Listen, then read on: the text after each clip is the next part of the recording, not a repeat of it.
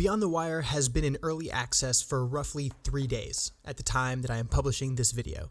And so far, there hasn't been anywhere that I have found that has summarized the basic features, game modes, and meta and mechanics that are available with the game at launch.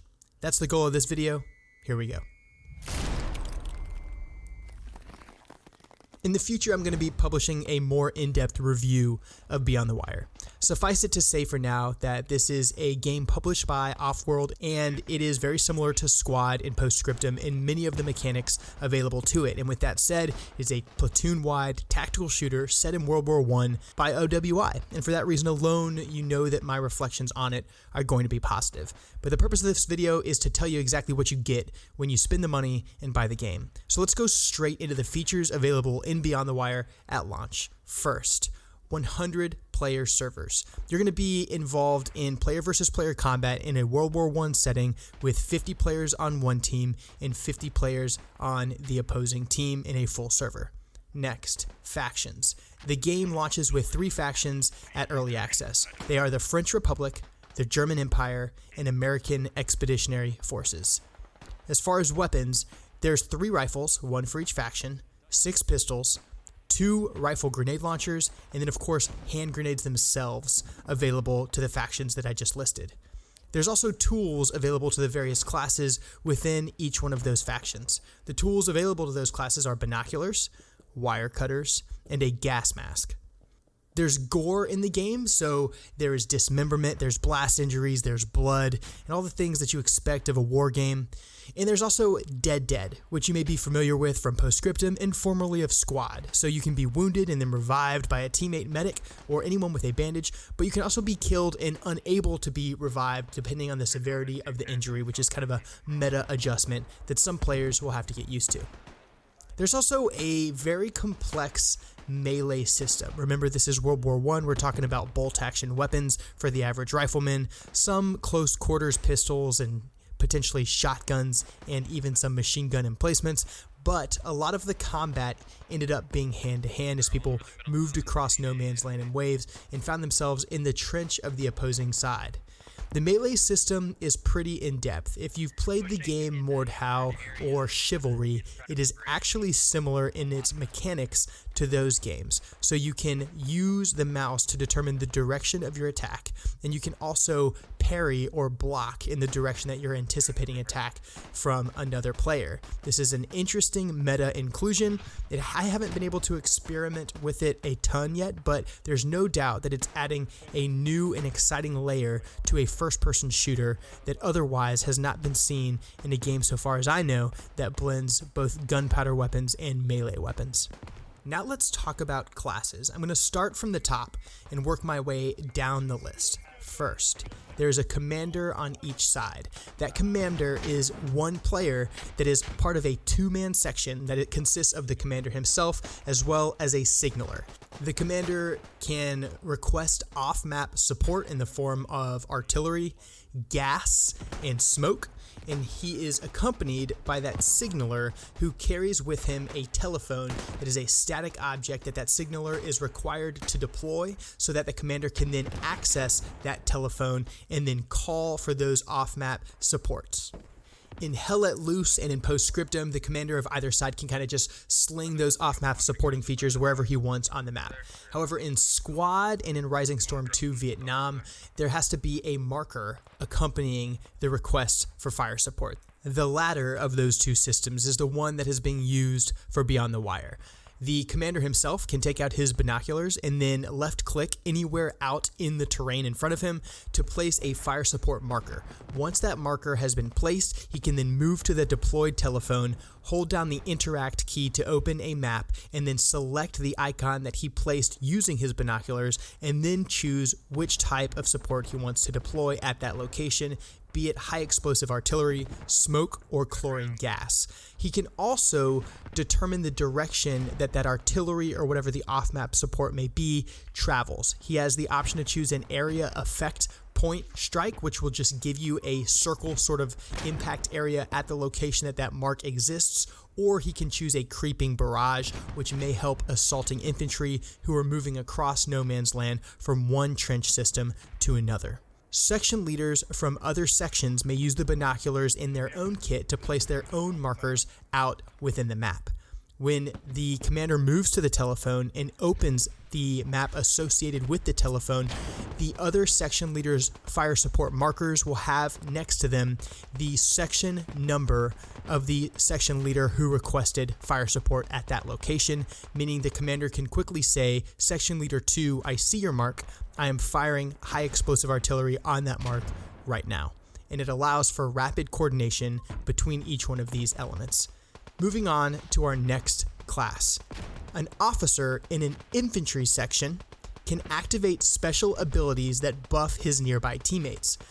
This is a feature that I have never seen included in a tactical shooter, certainly not one that OWI has made, and not one that is striving for realism in the way that Beyond the Wire is.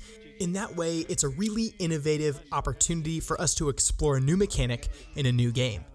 Officers can activate these specific abilities by holding down the F key by default and then selecting the option which will be in the center of a radial menu that appears when they hold down that F key.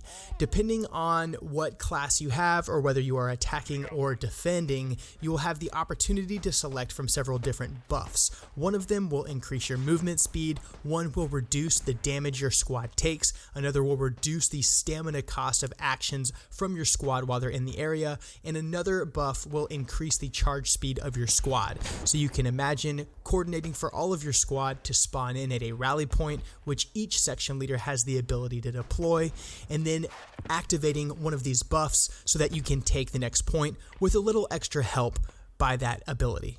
With the exception of the ability to buff his squad with these temporary boosts, the officers that lead the infantry sections look really similar to those in Postscriptum and in Squad. They have the ability to mark the map using graphics that indicate where enemy are suspected to be located.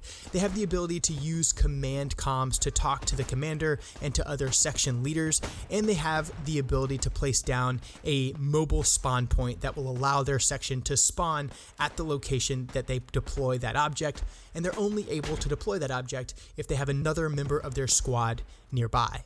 Moving on to the other members of the infantry section, there's a rifleman, a medic, a light machine gunner, a grenadier, and an assault class. The rifleman does exactly what you expect, and similar to Postscriptum and Squad, also has the ability to deploy ammo as a static object that people will automatically resupply from should they get near the ammo that is deployed. The medic has the ability to resurrect the people around him and then return their health to full. All characters carry bandages and have the ability to revive several people. The medic, on the other hand, has a surplus of bandages so that he can revive multiple people and then restore their health to full, whereas others will only be able to restore part of their health, just like in Postscriptum and just like in Squad. The light machine gunner carries a light machine gun. He can deploy a bipod, and he can be used to suppress the enemy team and allow his friendly teammates to maneuver. The grenadier has the ability to fire rifle grenades from his rifle, and the assault class has extra smoke, close quarters weapon, and grenades. The machine gun detachment differs from the infantry section in that it consists of 2 players rather than a whole squad. The machine gun detachment consists of a heavy machine gun crew NCO and a heavy machine gun crewman. Between the 2 of them, they have the ability to deploy a heavy machine gun, but not the ability to build it to completion, at least so far as I can tell, as I have not played the machine gun detachment yet, but I was asked to dig a machine gun up using my shovel and allow the crewman then to occupy it. The artillery detachment consists of a gunner NCO and a gunner, and they have the responsibility to operate the field guns and then build the fortifications. There is no logistics squad in Beyond the Wire right now. In fact, there's actually not really a logistics system. Each section has the ability to deploy the mobile spawn point that I described, and then the artillery detachment has the ability to build some fortifications and things of that nature. But there's no need to run supplies to the front. It's just not a part of the metagame that the developers have elected to include so far. But that artillery attachment does have the ability to occupy field guns and then fire those heavy weapons that are explosive, extremely long ranges in order to affect an enemy's defense.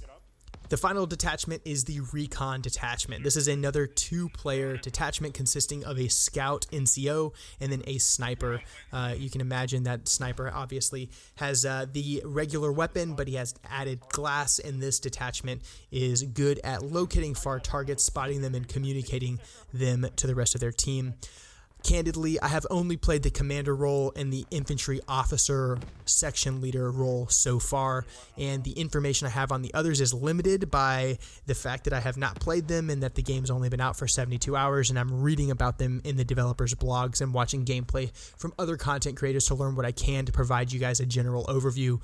Hopefully, that overview has been valuable. Moving into the next section, let's talk about game modes. The game will begin with 2 different game modes available during the early access portion, at least initially. They are Frontlines and Assault. Frontlines is really the quintessential World War I push and pull trench warfare style game mode. It consists of opposing teams spawning on opposite sides of the map and then moving to capture a series of points located in the center of the map. Rather than just 1 or 2 points, there's actually many of them. And the team that is able to take and hold more than 50% of the capture points at the end of a specific period of time that is described as a phase will capture that piece of terrain and then advance the front line forward. That process will continue to repeat over and over again until the team with the most territories or the team that captures the other faction's headquarters at the end of the match will ultimately win. The other game mode that is available during the early access phase is Assault, and this is your typical attack versus defend. One team will be the defending team for the entire iteration, and then the other team will be the attacking team for that entire sequence. The attacking team will have to take and hold several points in order to capture that piece of terrain. The defending team will then fall back, and that will continue to repeat until the attacking team runs out of time or the defending team is successfully able to attrit the attacking force. An interesting mechanic that is available in Beyond the Wire that I have not seen in other tactical shooters is overtime. I'm not sure what triggers overtime, but I do see it very frequently. On occasion, you will see overtime somewhere between 2 minutes and 5 minutes be allocated, which results in a high-tension, high-pressure standoff and one last opportunity for a struggling underdog team to take the win at the last minute. Beyond the Wire is a World War I game, and the 50 versus 50 player servers do make them feel realistic in large scale, but I have seen some people describing what they say is disappointment, that they're not seeing these massive waves of infantry go over the top. What I would say is I think that those moments are going to come, especially during events and especially as people learn to play the game better. What I'd also say is I think the developers has managed to balance a really complex and linear style of fighting with fun. If we were to just go out and play a game that was strictly trench warfare with machine guns pointed at one another, and then we managed to get an entire squad up and over the top to immediately be mowed down by a machine gun over and over again, the game wouldn't be fun to play. But right now, there is enough micro-terrain, there's enough trenches, there's enough smoke, and ability to suppress, and things to hide behind that you can enjoy the experience while still having some near misses and cinematic moments that make it enjoyable, but without ruining the gameplay to the extent that the game becomes no longer fun. And in that regard, I think that the team at Redstone has done an excellent job delivering a high-quality World War I platoon-wide tactical shooter on the OWI core. And for that, I commend them, and I look forward to providing more details as we move further into the lifespan of Beyond the Wire. I'm Controlled Pairs, and I play the most immersive PC games in the world. This is Beyond the Wire, and I'll see you in the next one.